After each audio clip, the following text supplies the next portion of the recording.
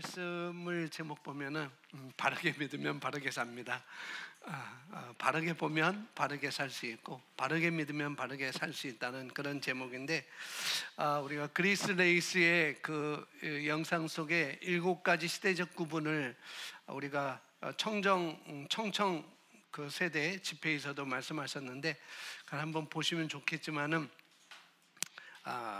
뭐 기회가 되면은 또 그 영상을 또 제가 또 녹취를 해서 함께 나누는 시간을 가지려고도 하고, 또 여러분이 개인적으로 한번 그걸 보면은 우리가 지금 어느 시대에 살고 있는지를 우리가 알 수 있을 것입니다. 그래서 우리는 율법의 옛 언약이 아닌 은혜의 새 언약 아래 살고 있다는 것, 먼저 우리가 그것을 잘 아셔야 되겠고요. 그래서 이 새 언약의 진리 안에서 예수님이 십자가에 돌아가시고 마지막 하시면 다 이뤘다 하셨잖아요. 예수님이 하신 그 일, 다 이루신 일, 이 새 언약의 진리 안에서 예수님께서 그 십자가 사건을 통해서 또 부활을 통해서 다 이루신 그 역사가 우리 삶에 가져올 수 있는 그런 자유, 또 변화, 어떤 능력, 그런 축복들을 우리가 받아들이고 우리가 또 온전히 경험하도록 준비를 갖추어 주는 것이 바로 뭐냐면은 새 언약 아래에 있는 은혜 아래에 있는 새 언약이라는 거죠. 옛 언약이 아니고 새 언약이 예수님께서 십자가에 죽으시고 부활하심으로 말미암아 우리에게 이루신 것들을 우리가 누리고 준비할 수 있는 그것이 바로 새 언약에 대한 말씀이라는 것이죠. 그래서 우리 주님께서 나누었었던 그 새 언약의 진리들 중에 어떻게 보면은 여러 가지가 있지만은 이게 복음의 신조에서 이게 나오잖아요. 이제 또 기회가 되면 복음의 신조라는 그 책을 가지고 말씀을 전하려고도 하는데, 그 복음의 신조에서 우리가 배웠던 것처럼 이 새 언약의 진리를 잘 이렇게 설명을 해주고 있는데, 그 중에서도 중요하다고 싶은 것이 있다면은 의에 대한 거라는 거죠. 하나님의 의를 우리가 가지고 있다는 것. 그래서 하나는 의의 선물을 우리가 받은 그런 존재들이라는 것. 그래서 이 새 언약 아래 살고 있는 우리들, 이 새 언약에서 우리가 자유하고 또 축복 가운데 변화의 그런 능력 가운데 살 수 있는 그런 삶을 갖추어 갈 수 있는 것이 바로 새 언약의 진리인데, 그 중에서도 하나님의 의를 우리가 선물로 받았다는 것, 그것을 오늘 말씀을 비추어서 함께 보도록 하겠습니다. 먼저 요한복음 16장에 보면은 예수님께서 성령님에 대해서 말씀하시는데, 요한복음 16장 7절 보겠습니다. 그러나 내가 너에게 실상을 말하노니 내가 떠나가는 것이 너에게는 유익이라. 내가 떠나가지 아니하면 보혜사가 너에게로 오시지 아니할 것이요, 가면 내가 그를 너에게로, 그 다음에 그가 와서 죄에 대하여 의에 대하여 심판에 대하여 세상을 책망하리라. 죄에 대하여 함은 그들이 나를 믿지 아니하며, 의에 대하여 함은 내가 아버지께로 가니 너희가 다시 나를 보지 못하며, 심판에 대하여 함은 이 세상 임금이 심판을 받았습니다. 아멘. 이 요한복음 16장 7절부터 11절에 있는 말씀 가운데서 우리 예수님께서 제자들에게 하신 말씀이 뭐냐면은, 예수님 자신이 떠나면은 성령님을 보내주실 텐데, 우리가 잘 알고 있는 보혜사 성령님을 너에게 보내실 텐데, 그 성령님이 하시는 3가지 일이 있어 그렇게 말씀하는 거죠. 그 3가지 일이 뭐냐? 우리가 여기 ABC로 나눴는데, 첫 번째는 함께 읽어보겠습니다. 시작.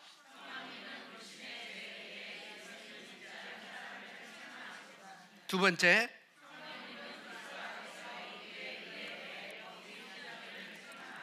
세 번째,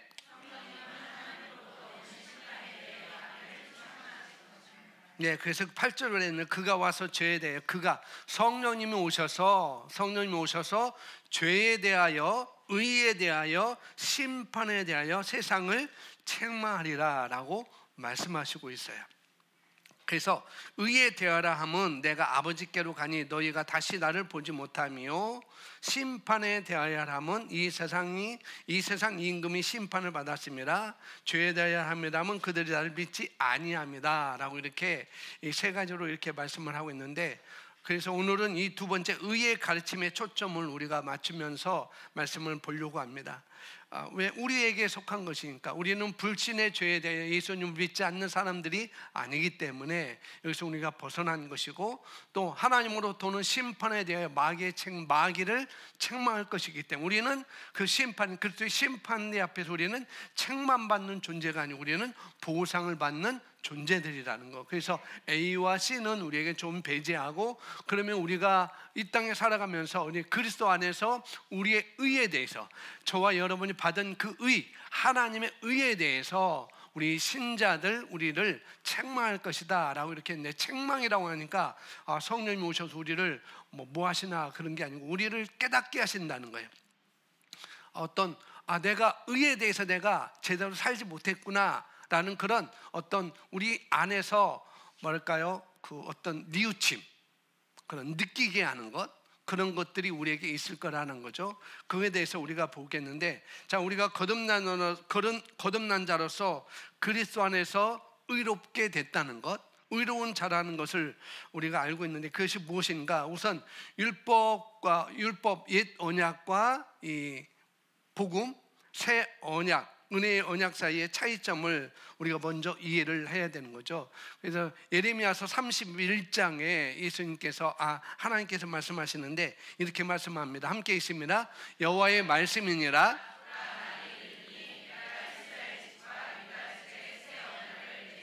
32절, 이 언약은 내가 그들의 조상들의 손을 잡고 애굽 땅에서 인도하여 내던 날에 맺은 것과 같지 아니할 것은, 내가 그들의 남편이 되었어도 그들이 내 언약을 깨뜨렸습니다. 여호와의 말씀이니라. 하나님께서 예수님이 오시기 전에 약 600, 700, 800년 전에 이 예레미야를 통해서 새 언약을 계시를 해주셨어요. 새 언약에 대해서는 예언을 하신 것입니다. 내가 여호와의 말씀이니라 라고 이렇게 시작하면서, 보라 날이 이르르니 내가 이스라엘 집과 유다 집에 새 언약을 맺으리라. 구약에 있는 그 시대에 그 이스라엘 백성들에게, 유대 백성들에게 새 언약을 세우겠다라고 예레미야를 통해서 예언을 한 것이죠.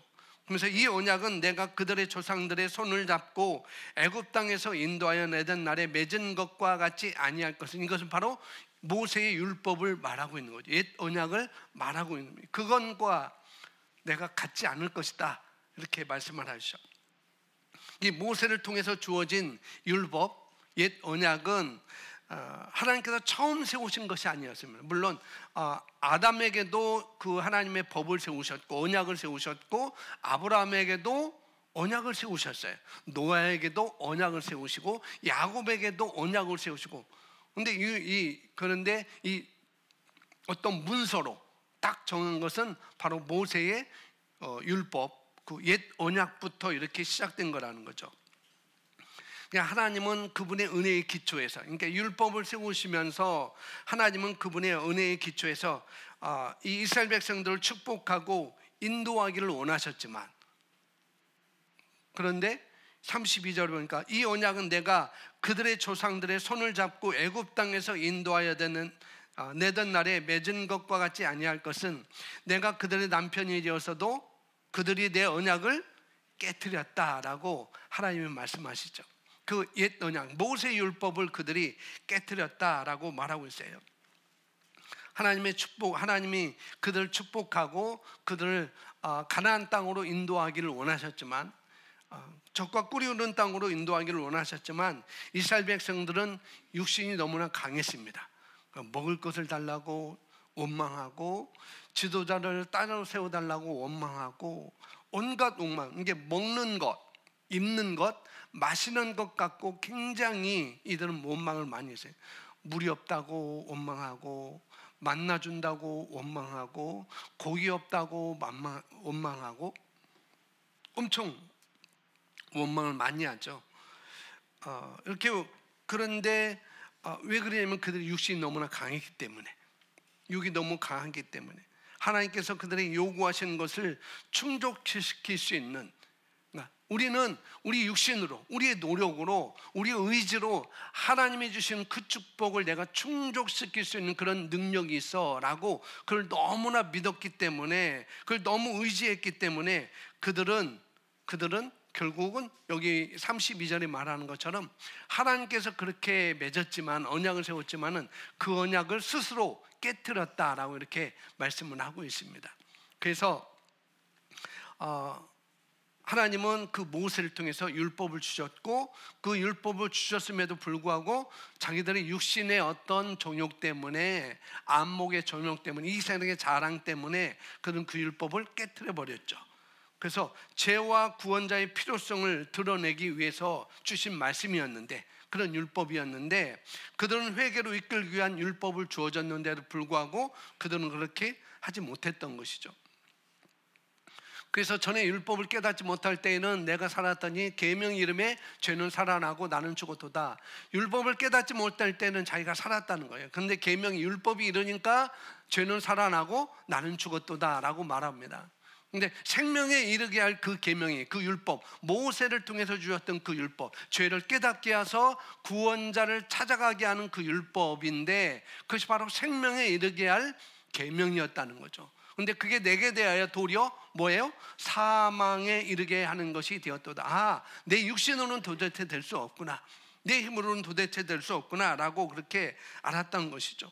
전에는 율법이 없어서 내가 살아 있었는데, 그런데 계명이 들어오니까 죄는 살아나고 나는 죽었습니다. 그래서 나를 생명으로 인도할 그 계명이 도리어 나를 죽음으로 인도한다는 것이 드러났다는 거죠. 그러니까 율법 아래서는, 옛 언약 안에서는 하나님 앞에서는 위치, 하나님 앞의 위치, 또 그런 자리, 하나님의 축복을 받을 자격이 그래서 순종에 달려 있다라고 이렇게 말하는 거죠. 여호와의 말씀을 청종하면, 순종하면 이 모든 복이 내게 임하여 내게 이르리니 라고, 율법을 순종해야만, 청종해야만 그 모든 복이 임하게 된다라고 이렇게 말씀을 하고 있어요. 그런데 야고보서에 보면은 누구든지 이 온 율법을 지키다가 그 하나를 범하면 모두 범한 자가 되나니 라고 말씀하고 있죠. 하나의 율법을 어기는 것은 그래서 전체의 율법을 어기는 거다라고 하나님이 말씀하셨다는 거예요. 동일한 거야. 내가 99가지 율법을 다 지켰다 할지라도 한 가지 율법을 지키지 않으면은 그건 다 지키지 않은 거야, 다 어긴 거야 라고 이렇게 말씀을 하고 있어요. 이들은 아담의 타락으로 죄성을 가진 본질상 진노의 자녀의 삶을 살고 있었던 그들인데, 그래서 자기네 그 죄성으로는, 자신의 노력으로는 의로우신 하나님의 하나님의 요구를 충족시킬 수가 없었어요. 그런데 그들은 자기 어떤 힘으로 나는 충족시킬 수 있어라고 이렇게 말했던 것이죠. 그래서 그들은 그래서 율법으로는 어느 정도 하나님의 축복을 받아낼 수 있지만은, 그러나 이 새 언약 아래에 있는 우리는 그 율법으로는, 옛 언약으로는 그 하나님의 축복을 우리가 받아낼 수 없는 존재들이었다는 거죠. 그럼에도 불구하고 지금 이 시대, 새 언약 아래 은혜의 시대에 살고 있는 우리들이 아직도 옛 언약, 율법을 통해서 하나님의 축복을 받아내려고 하는 그런 모습들이 많이 있다는 거죠. 근데 그것은 불가능하다라고 말한 거예요. 온 율법을 지키다가 그 하나를 범하면 모두 범한 자가 되나니, 그러니까 너무나 불가능하다는 거죠. 그런데 성경은 말합니다. 율법은 뭐하고? 거룩하고, 계명도 하나님이 주신 그 계명, 십계명, 그러니까 율법이죠. 그것도 거룩하고 의로우며 선하도다라고 말합니다. 그것이 하나님이 주신 옛 계명이 나쁜 것이고 거룩하지 못하고 의롭지 못하고 선하지 못하기 때문에 하나님의 축복을 우리가 받아내려고 하는데 충족하지 못하다, 그런 게 아니라는 거죠. 하나님이 주셨던 그 율법도, 옛 언약도 뭐하다? 거룩하고 의로운 것이고 선한 것이다 라고 분명히 말하고 있습니다. 그런데 그것이, 이 율법이 거룩하고 의로우며 선한 그 율법이 사람을 거룩하고 정의롭고 선하게 만드는 데는 무력했다는 거예요. 그렇지만 좋은 소식은 변화가 있었다는 것입니다. 그래서 골로새서 1장 22절에 하나님은 그 아들 우리 주 예수 그리스도를 보내셔서 십자가에서 우리 죄에 대한 값을 지불하게 하셨고 예수님을 통해서 사람이 하나님과 화목하게 될 어떻게 해요? 새 길을 여신 것입니다. 그래서 골로새서 1장 20절에 말씀하고 있는데 오늘날 우리가 그리스도 예수님을 믿을 때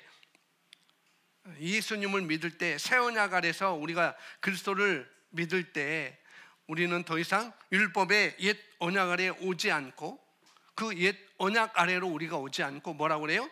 로마서 6장 14절에 뭐라고 하냐면은 우리는 은혜 아래 있습니다라고 말하고 있습니다. 그래서 지금 내가 어디에 있는가? 우리는 그래서 율법의 옛 언약이 아닌 은혜의 새 언약 아래 살고 있는 존재라는 거예요. 그래서 율법으로는 그 율법도 선하고 의롭고 또 거룩한 율법이지만 근데 그것은 생명에 이르게 할 그런 율법이었는데 그런데 사람의 힘으로는 도저히 그 길을 갈 수 없었다는 거죠.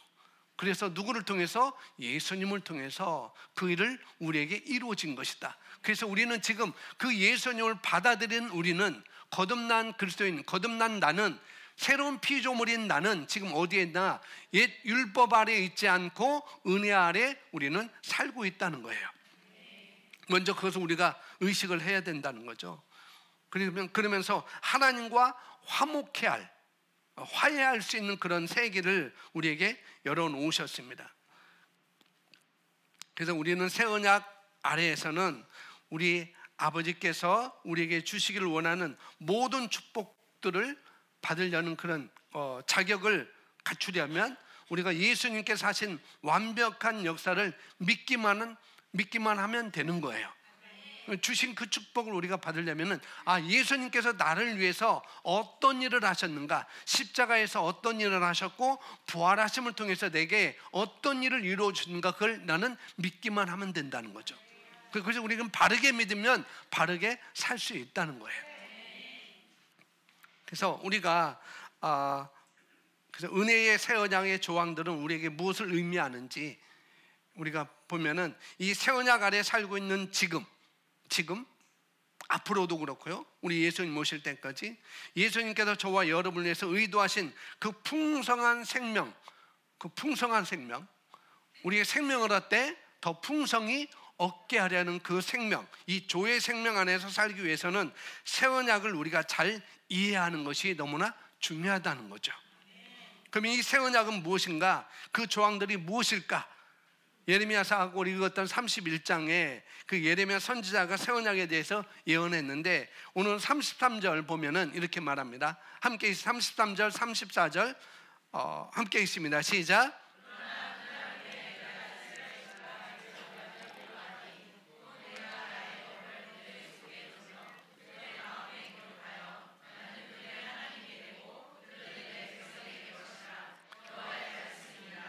그들이 다시는 각기 이웃과 형제를 가리켜 이르기를 너는 여호와를 알라 하지 아니하리니 이는 작은 자로부터 큰 자까지 다 나를 알기 때문이라.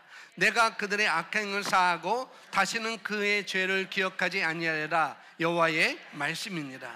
와, 이게 예레미야 예수님 태어나기 훨씬 700년 전인데 600년 전인데 약 이 시대에 이렇게 하나님이 예언하셨다는 거예요. 새 언약을 너에게 줄 거야. 너희 마음 속에 그 새 언약을 심을 거야. 그리고 그 새 언약은 너희 죄를 다시 기억하지 않는 거야 라고 이렇게 예언하셨다는 거. 구약에 이것을 예언했다는 거. 그러니까 유대의 이스라엘 백성들이 이것을 정말로 믿었다면 얼마나 축복된 삶을 지금 살고 있을까. 너무나 감사한 것이죠. 우리에게는. 이 예레미야를 통해서 예언하신 이 새 언약 안에는 이 세 가지 핵심 조항이 있습니다. 1번, 2번, 3번 제가 써놨는데 첫째는 뭐예요? 내가 내 법을 그들 안에 둘 것이고 내가 그것을 그들의 마음에 쓸 것이다. 첫 번째는 내가 내 법을 그들 안에 둘 것이고 내가 그것을 그들의 마음에 쓸 것이다 라고 이렇게 예레미야서에서 말씀하고 있습니다. 요한복음 14장 26절에 보면 이렇게 말씀합니다. 뭐라고 말씀하는가? 보혜사 곧 아버지께서 내 이름으로 보내신 성령, 그가 너희에게 모든 것을 가르치고 내가 너희에게 말한 모든 것을 생각나게 하니라. 이 새 언약 아래서 하나님께서 우리에게 보내신 돕는 자이신 성령님, 그러니까 예레미야를 통해서 말씀합니다. 내가 내 법을 그들 안에 둘 것이고 내가 그것을 그들의 마음에 쓸 것이다 라고 말씀하고 있는데, 이것이 성령님을 통해서 우리에게 이루어졌다는 거예요. 보혜사 곧 아버지께서 내 이름으로 보내신 성령, 그가 너희에게 모든 것을 가르치시고, 그분이 어디에 계셔요? 저와 여러분 안에 계십니다. 그분이 성령이, 우리가 예수님을 영접할 때 그 성령님은 저와 여러분 안에 들어오시게 된 거죠. 그 성령님이 지금 너에게 모든 것을 가르치고 내가 너에게 말한 모든 것을 생각나게 하리라. 우리 마음속에 쓸 것이다. 그들 안에 둘 것이고 그들 마음에 쓸 것이다. 그것이 바로 이 성령님이 우리에게 오심을 통해서 이루어진 것입니다. 우리 안에 거하실 뿐만 아니라 우리 영에 증거하시고 부드럽게 슬쩍 찌르시기도 하시고, 에이, 너 의로운 자인데 너 왜 의롭지 못하다고 하니? 슬쩍 우리 마음에 찌르기도 하셔요. 근데 그 찌르면 아프지 않아요. 그건 축복이에요. 성령님은 우리에게 그렇게 하신다는 거예요. 내 쪽으로 또 촉구도 하시고, 너 이렇게 살아야 되지 않겠니? 더 말씀이 이렇게 말하는데 그 말씀에 비추어서 선포하고, 그렇게 선포했다면 그렇게 한번 내가 발을 내디면 더 좋지 않겠니? 라고 우리를 자꾸 우리 안에서 촉구하시는 분이 바로 성령님이라는 거죠. 왜? 그 법이 하나님의 새 언약의 법을 우리 마음에 썼으니까. 그 성령님이 생각나게 하고 가르쳐 주시고 또 전진하게 하셔서 우리가 그것을 따라갈 수 있도록, 또 평강도 주시고 어떤 불편한 느낌을 주심으로써 하나님의 뜻에 부합하도록, 그 하나님의 말씀에 부합하도록 우리를 안내하기 위한 중심 역할을 하기도 하는 분이 바로 성령님이라는 거죠. 예레미야서 31장 32절 33절에 말씀하셨던 새 언약, 예수님을 통해 이루신 그 새 언약, 그것을 성령님이 우리를 통해서 일하신다는 거죠. 그 성령님의 인도를 우리가 따름으로써 우리가 하나님의 목적을 반영하는, 그 하나님의 목적, 하나님의 뜻, 그 하나님의 생각을 그런 반영하는 선택과 결정을 우리가 할 수 있고, 그분의 축복을 우리가 받으면서 또 그분의 개인적인 관계를 우리가 더 깊게 할 수 있는 그런 존재가 된 거라는 것입니다. 자, 두 번째는 나는 그들의 하나님이 될 것이며 그들은 내 백성이 되리라 라고 말씀하고 있습니다. 새 언약에는 세 가지 핵심 조항. 첫 번째는 내가 내 법을 그들의 안에 둘 것이고 내가 그것을 그들의 마음에 쓸 것이다. 새 언약의 특별한 핵심 두 번째 조항은 나는 그들의 하나님이 될 것이며 그들은 내 백성이 되리라. 이게 예레미야를 통해서 하신 말씀이니까 지금 우리는 백성이 아닌 그런 게 존재가 아니고, 물론 넓게는 우리의 시민권은 하늘에 있으니까 우리는 하늘의 백성이지만은 하나님과의 관계에서는 우리는 자녀가 된 것이죠. 그러니까 이것은 두 번째, 이것은 하나님의 강력하고 아름다운 그 약속 안에서, 그 약속에서 우리와 깊이 친밀한 관계에 대한 그분의 열망을 말씀해 주고 있습니다. 나는 그들의 하나님이 될 것이고 그들은 내 백성이 되리라. 어떤 관계를 말하고 있는 거예요. 관계. 그 관계도 친밀한 관계를 지금 하나님이 열망을 하면서 그렇게 말씀을 선포하고 있습니다. 너희는 나와 이런 친밀한 관계가 될 거야. 새 언약이 오면은, 새 언약이 이루어지면은 너희는 친밀한 관계가 너희에게 올 거야. 그런 나와 너희 사이에 그런 친밀한 관계가 되는 거야 라고 이렇게 하나님이 열망하면서 예레미야를 통해서 우리에게 선포를 하신 거라는 거죠.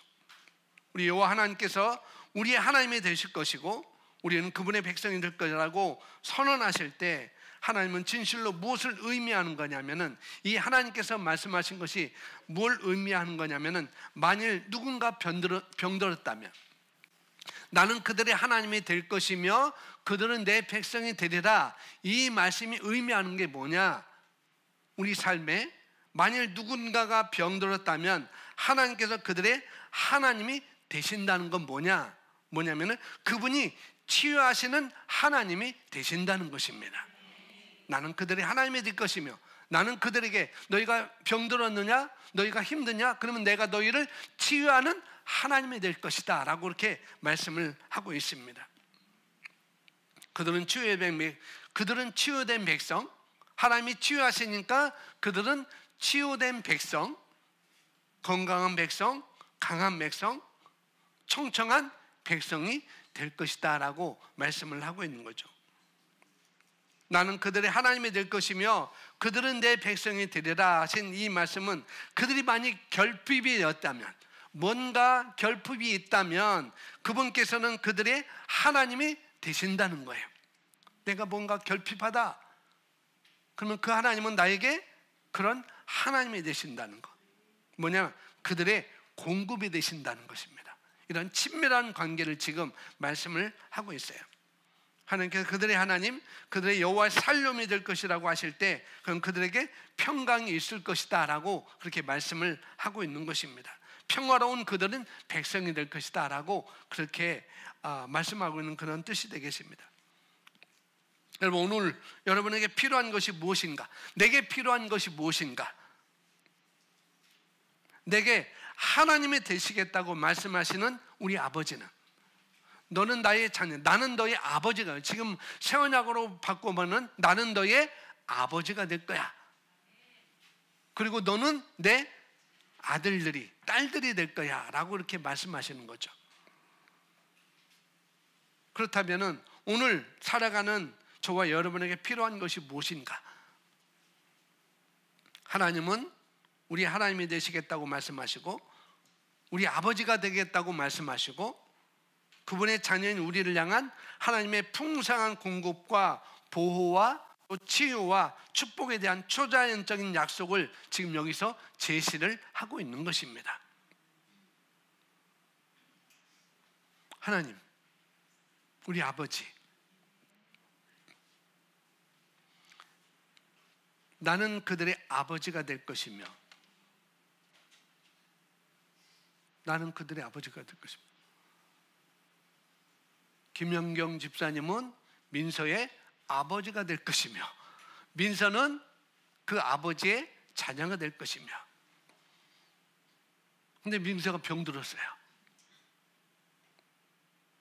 그럼 어떻게 한다고요?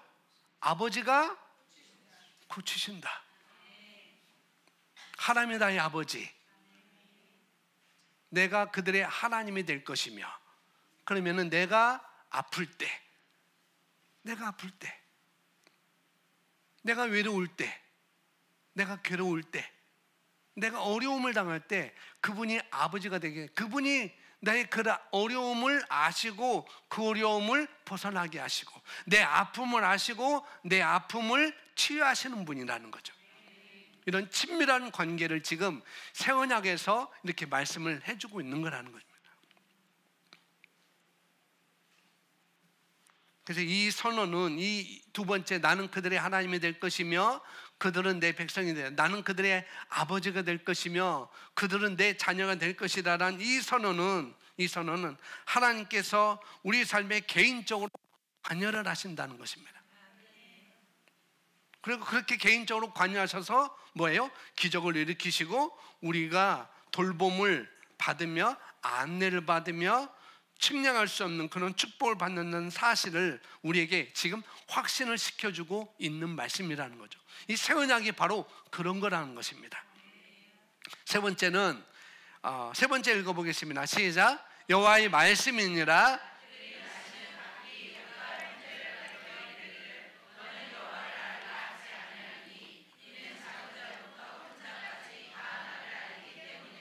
예, 여기 여호와의 말씀이니라. 그러니까 여호와를 알라라는 히브리어로 야다라는 그런 단어를 쓰고 있는데, 이는 작은 자로부터 큰 자까지 다 나를 알기, 야다 때문이라, 알기 때문이라라고 같은 단어를 쓰고 있는데, 이것을 히브리서 기자가 이 말씀을 인용하고 있습니다. 8장 11절에 똑같이 말씀하고 있어요. 함께 읽겠습니다. 시작. 또 각각 자기 나라 사람과 각각 자기 형제를 가리켜 이르기를 주를 알라 하지 아니할 것은 그들이 작은 자로부터 큰 자까지 다 나를 알미니라 라고 말하고 있어요. 그 말씀을 히브리서 기자가 똑같이 가져와서 인용을 하고 있습니다. 그런데 너는 여호와를 알라, 야다라는 히브리어를 썼는데, 그들이 작은 자부터 큰 자까지 다 나를 알 것이다라는 야다를 썼는데, 근데 헬라어는 좀 다르게 썼다는 거죠. 사도 바울이 예레미야서 31장에서 인용한 구절이 히브리서 8장 11절에서 주를 알라에 나오는 첫 번째 알다는 헬라어로는 바로 기노스코입니다. 우리가 알고 있는 단어 기노스코. 그런 어떤 노력이나 사람의 경험으로 말미암아 주님을 아는 것을 의미하고 있어요. 기노스코는. 그 다음에 마지막 다 나를 알 것이다 라는 두 번째 알다는 다른 헬라는 에이도입니다. 에이도. 이거는 직관적으로 지각적으로 안다는 거예요. 어떤 경험으로 아는 게 아니고 이건 즉각적으로 안다는 것. 어떤 경험할 필요 없어요. 그분이 누군가 경험할 필요 없습니다. 내 안에서 스스로 나오는 거예요.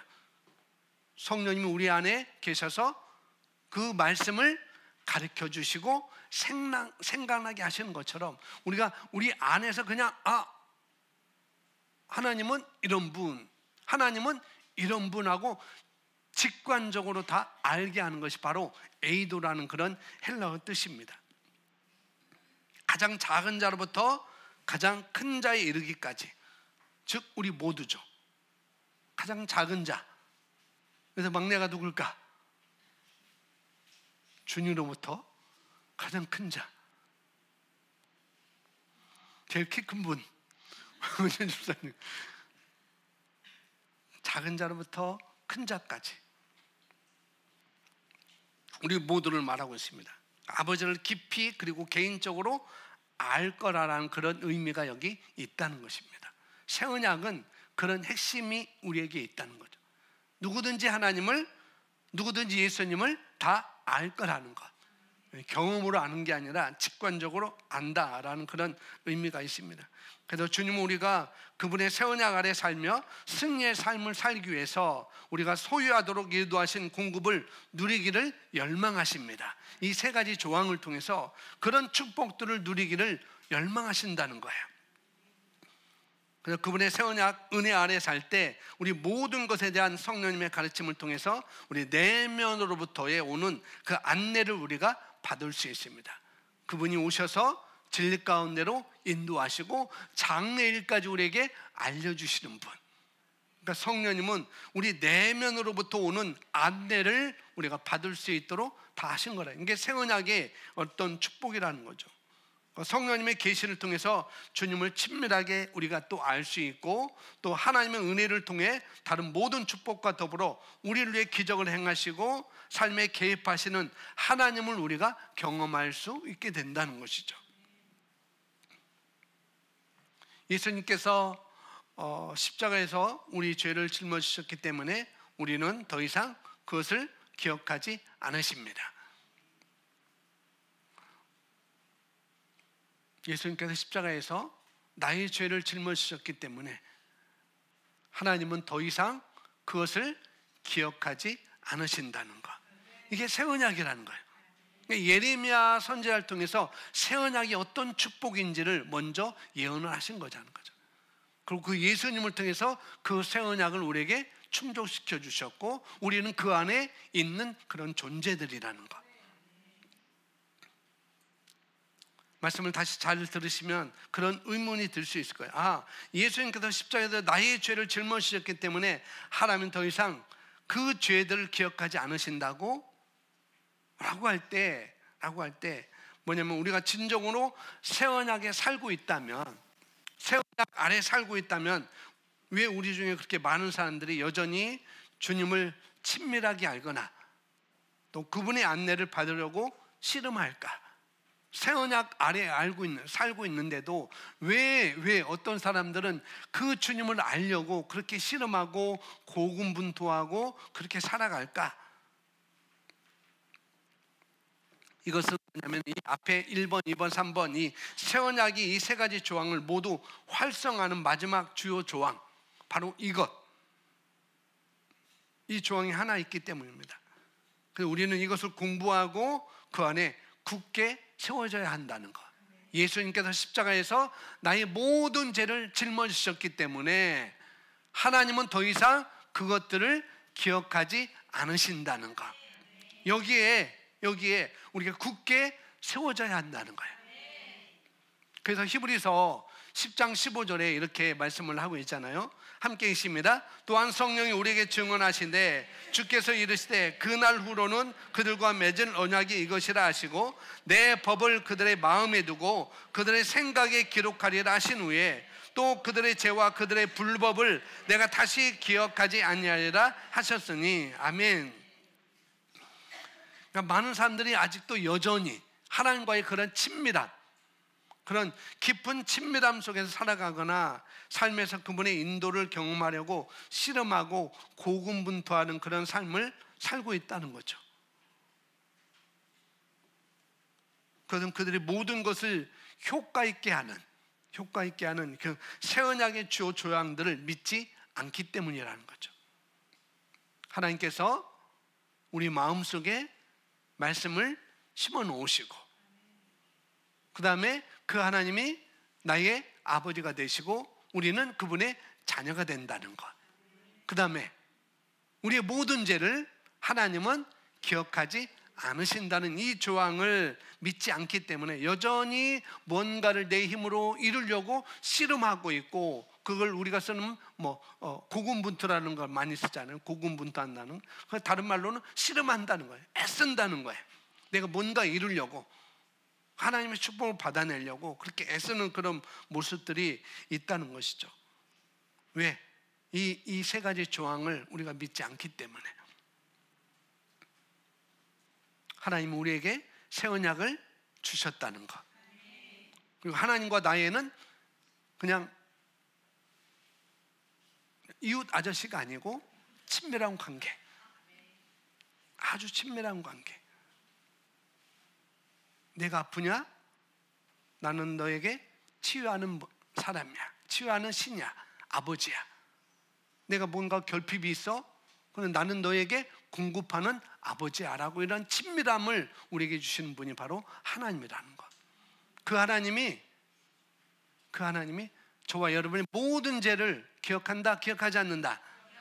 기억하지 않는다. 이것을 모르면은, 이걸 바르게 믿지 못하면은 여전히 바르게 살지 못한다는 거죠. 나는 의인이 아닌 것 같아. 나는 죄인인 것 같아. 날마다 씻어야 돼. 날마다 회개해야 되고, 물론 회개는 해야 되죠. 근데 옛날 고래장 쪽에 범했던 죄까지도 늘 고백하는 거. 하나님 기억하지 않는다는데 나는 자꾸 기억해요. 그래서 이 새 언약에 있는 그 축복도 우리가 누리지 못하고 사는 것이 되죠. 하나님 아버지께서는 우리 죄를 더 이상 다시라고 했는데 더 이상 기억하지 않으신다고 선언하셨습니다. 그게 믿으세요? 네. 여기 17절에 기억하다에 해당하는 헬라어는 무나오마이입니다. 무나오마이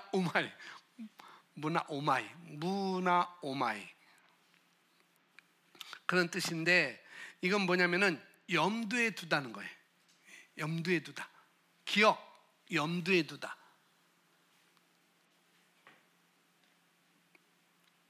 그러니까 염두에 두다를 또 찾아보니까 뭐냐면은 그것을 마음에 두고 심사숙고하는 것이 바로 기억하는 것이고, 염두에 두다라고 이렇게 되어 있더라고요. 근데 하나님은 우리는 그것을 마음에 두고 심사숙고하는데, 하나님 뭐라고 해요? 다시, 더 이상. 헬라어로는 오메인데 이렇게 이것을 쓰고 있습니다. 이것은 강한 이중 부정사예요. 다시 기억하지 아니하리라. 아주 강한 부정을 지금 말하고 있어요. 나는 그걸 염두에 주지 않는데 아주 강하게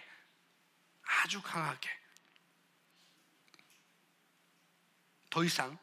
그래서 저와 여러분의 모든 죄는 예수님께서 십자가에서 완전한 대가를 지불하심으로 말미암아, 값을 치르심으로 말미암아 완전히 정죄되고 처리되었습니다.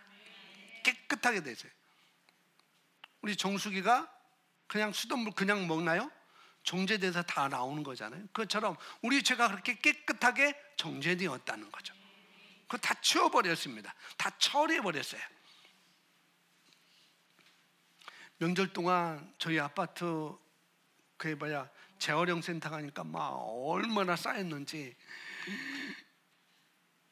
쓰레기 봉투도 많이 쌓이고 캔도 많이 쌓이고 비닐도 많이 쌓이고 그 다음에 플라스틱도 많이 쌓이고 박스도 많이 쌓였는데 어느 순간 31일 날 싹 치워진 거예요.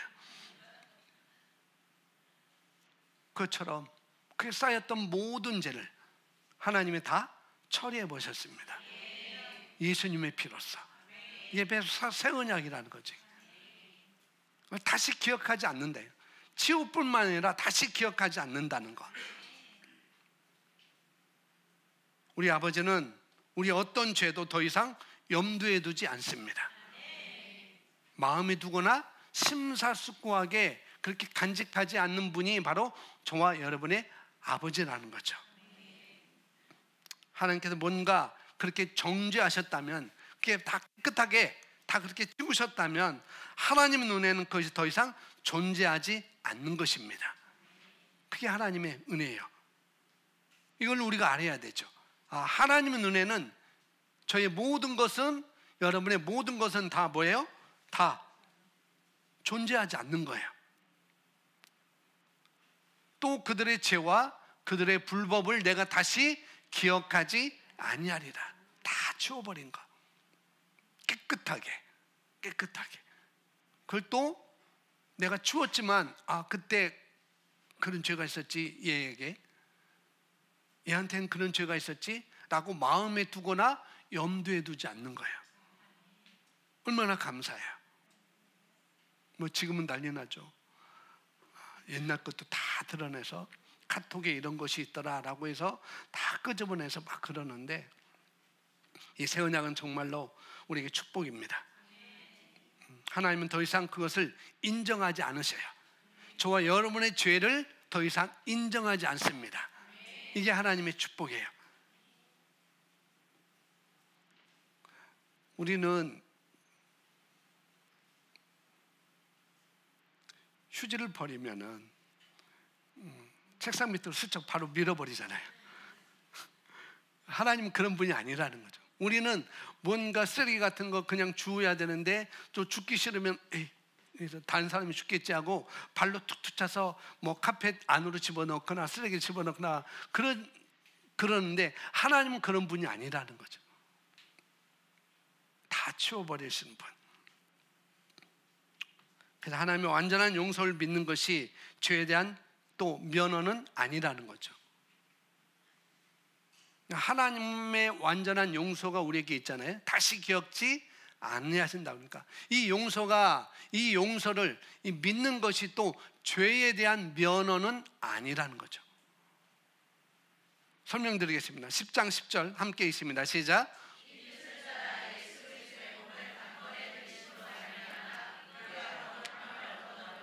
아멘. 이걸 믿으세요? 예수님의 피는 저와 여러분의 모든 죄, 즉 과거, 현재, 미래의 죄까지도 의롭고 효과적으로 단번에 최종적으로 다 치워버리셨습니다. 그리고 기억지 않으셔요. 염두에 두지 않으십니다. 하나님은 십자가에서 저와 여러분의 죄를 용서하셨을 때 우리의 전생의 죄, 심지어 아직 우리가 짓지 않은 죄까지도, 2026년에 지을 죄까지도 어떻게 해요? 그걸 전부 다 예수님의 십자가 위에 다 두셨다는 거예요. 예수님의 피에 다 두셨다는 거예요. 너무나 감사하죠. 그래서 우리 모든 죄는 십자가에서 완전히 심판되었습니다. 다 처리되었어요. 이것이 거듭난 우리에게 더 이상 심판이 없으니 이제 죄악된 생활 방식으로, 그러니까 이렇게 됐으니까, 다 처리되었으니까, 다 더 이상 심판이 없으니까 이제 죄악된 생활 방식으로 자유롭게 내 멋대로 살아도 된다는 뜻이 아니라는 거예요.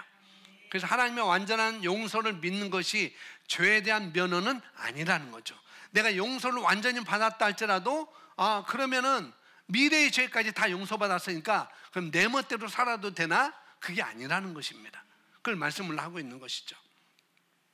예수님께서 십자가 위에서 하신 완전한 일 덕분에, 그 일 덕분에 우리의 모든 죄를 완전히 용서받았다는 사실을 우리는 알고 믿어요. 그죠?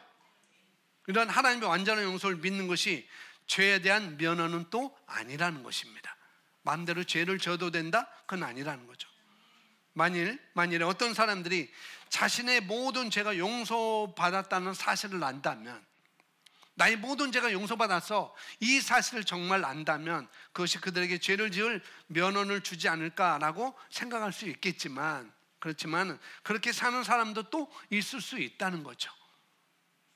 나는 죄 용서받았는데, 그럼 내가 앞으로 지을 죄까지 용서받았는데 그 죄를 지어도 되겠지 하고 그렇게 도리어 사는 사람들도 또 있다는 거죠. 그러나 우리는 죄가 얼마나 악하다는 것을 우리는 알고 있습니다. 그 죄가 결과가 얼마나 악하다는 것. 로마서 6장 63절인가요? 죄의 대가는 사망이라고 했습니다. 그래서 고린도전서 15장 56절에 보면 사망이 쏘는 것은 죄라고 그랬어요. 죄가 쏘는 건 사망인가? 죄가 쏘는 것은, 나중에 15장 56절 찾아보면 나와요. 그만큼 죄는 그만큼 악한 것이고 무서운 거라는 거죠. 우리 모두는 죄를, 그래서 우리는 묵과하지 않습니다. 그래서 죄의 생활 방식은 패배와 파괴로 이어진다는 거죠. 그리고 우리로 하여금 죄의 속박 가운데 살게 만드는 것이 바로 그것입니다. 히브리서 8장 7절에 말씀하는 저 첫 언약이 무마하였다면 둘째 것을 요구할 일이 없었으려나. 그러니까 율법을 말하고 있어요. 율법. 그 첫 번째 언약에 결함이 없었더라면, 옛 언약이 결함이 없었더라면 두 번째 새 언약이 생길 필요가 없지 않았느냐라고 이렇게 말씀을 사도 바울이 하고 있는 거죠. 하나님께서 옛 언약 안에 있는 그 결점을 발견하신 이유가 바로 옛 언약은 진정한 내적 변화를 일으킬 힘이 부족하기 때문에, 내적인 변화를 일으킬 힘이 부족하다는 거예요. 옛 언약은 단지 율법은 행동만 수정을 할 수 있게 합니다. 행동, 하지 말라, 하라. 어떤 행동을 수정할 뿐이지 내적 변화는 주는 것이 아니라는 거죠. 그래서 누가복음 7장 47절 이렇게 말합니다. 함께 있습니다. 시작.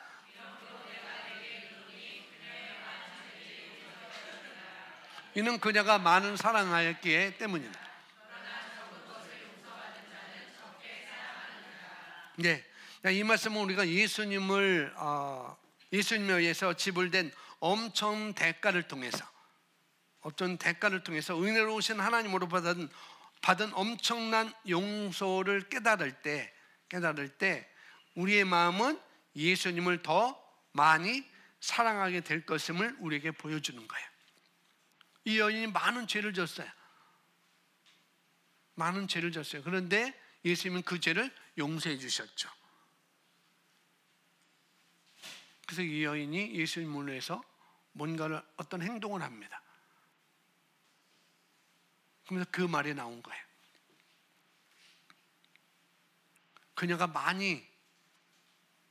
그녀의 많은 죄들이 용서되었기 때문에 이는 그녀가 많이 사랑하였기 때문이라.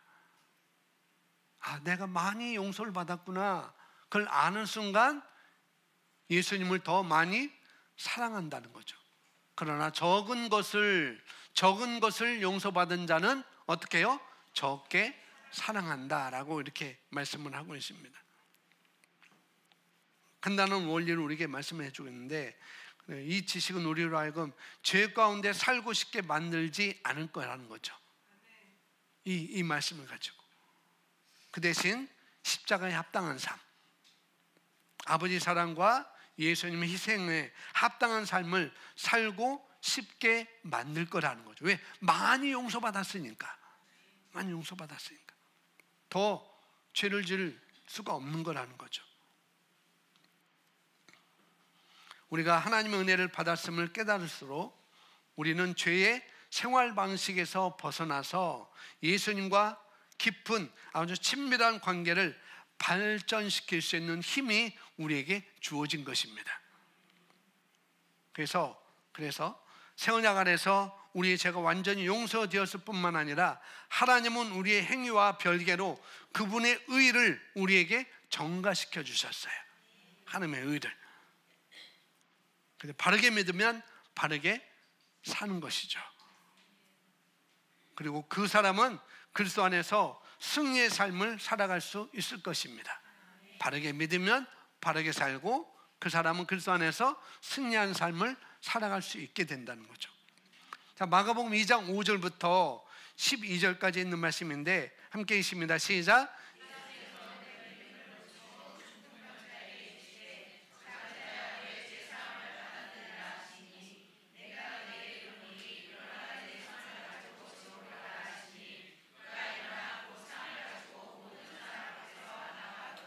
네, 많이 줄여놨는데 예수님께서 그들의 믿음을 오시고 중풍병자에게 이르시되 작은 자야 내 죄 사함을 받았느니라. 그러니까 그 사람들이 그 치유를 위해 중풍병자를 침상에 들고 왔어요. 네 사람이. 우리가 그 내용 알고 있잖아요. 그런데 사람이 너무 많아서 이 중풍병자를 예수님 앞으로 데려갈 수 없으니까 이들이 한 행동이 뭐예요? 지붕을 올라가서 지붕을 뚫고 이 중풍병자를 달아내렸죠. 그 믿음을 보시고 이제 예수님이 하신 말씀인데, 예수께서 그들의 믿음을 보시고 이 지붕을 뚫고 이 중풍병자를 내린 그들의 믿음을 모시고 중풍병자에게 이르시되, 그들에게 말한 게 아니고 중풍병자에게 이르시되 작은 자야 내 죄사함을 뭐라고요? 받았느니라. 내 죄사함을 받았느니라 하시니, 예수께서 먼저 그 사람에게 작은 자야 내 죄사함을 받았다라고 말씀하셔요. 그리고 그 다음에 뭐라고 해요? 11절 12절에 일어나 침상을 들고 집으로 가라 말씀하시는 것을 여기 보게 됩니다. 이 말씀에서 이 사람, 이 중풍병자, 이 사람이 자신의 죄가 용서되었다는 사실을 아는 것이 이 치유를 받는데 얼마나 중요했는지 우리가 주목할 수 있다는 거죠. 내 죄가 사함을 받았다. 이걸 아니까 어떻게 해요? 치유를 받는데 이것이 얼마나 중요한 역할을 하는지. 그 지식, 죄가 용서받았다는 그 사실을 아는 그 지식이 그에게 병을 이기는 승리를 가져다 준 것입니다. 이 사건으로부터 우리는 그리스도 안에서 우리의 완전한 용서를 이해하는 것이 얼마나 중요한지 알 수가 있다는 거죠. 내가 죄사함을 받은 것이 얼마나 중요한지 우리가 이것을 알 수 있다는 거죠. 이것은 새 언약을 활성화시킬 뿐만 아니라 그리스도 안에서 의기양양하게 우리가 살도록 우리를 돕기 때문이라는 겁니다.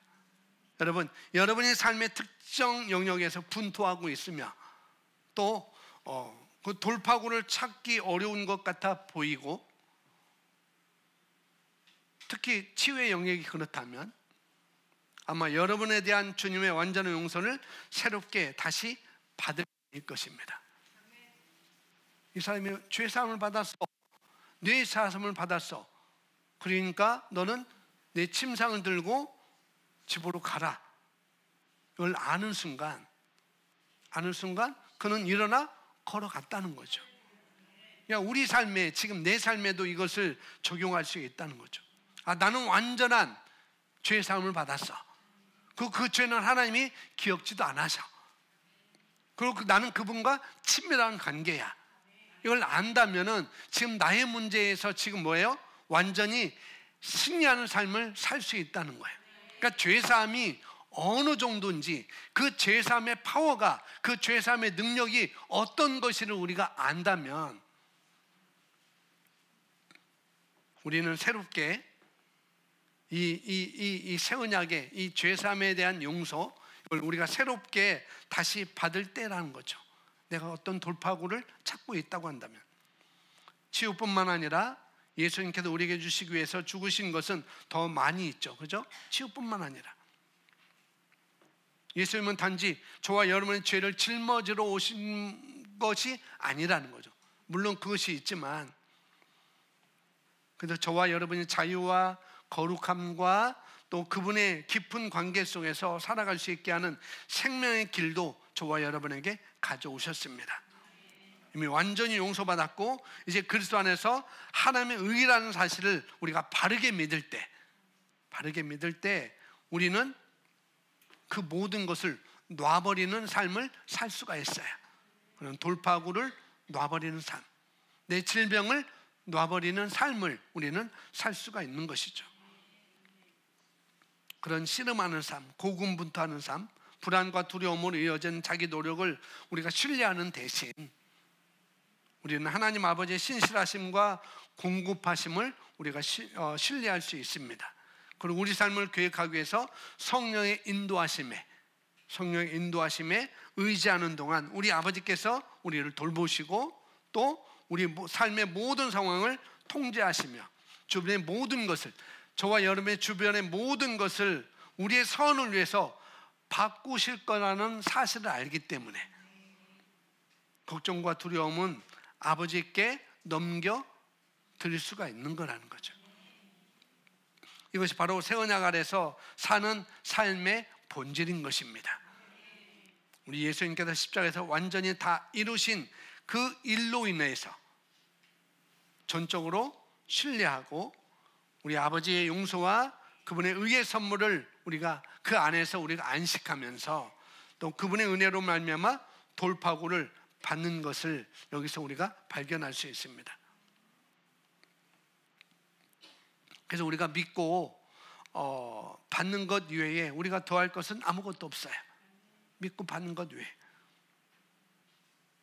그래서 우리가 바르게 믿으면 바르게 살 수 있어요. 이 중풍병자가 바르게 믿었어요. 나는 죄사함을 받았구나. 예수님 말씀하셨는데 그분이 나에게 죄사함을 받았다고 말씀하시네. 바르게 믿었습니다. 그러니까 바르게 믿으니까 집으로 걸어가라 라고 하니까 바르게 삶을 살 수가 있는 거죠.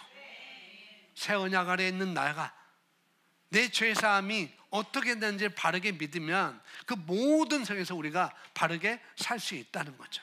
모든 영역에서 다 똑같이, 재정이면 재정, 치유면 치유, 모든 면에 있어서 다 바르게 우리는 살 수 있는 그런 존재들이라는 거죠.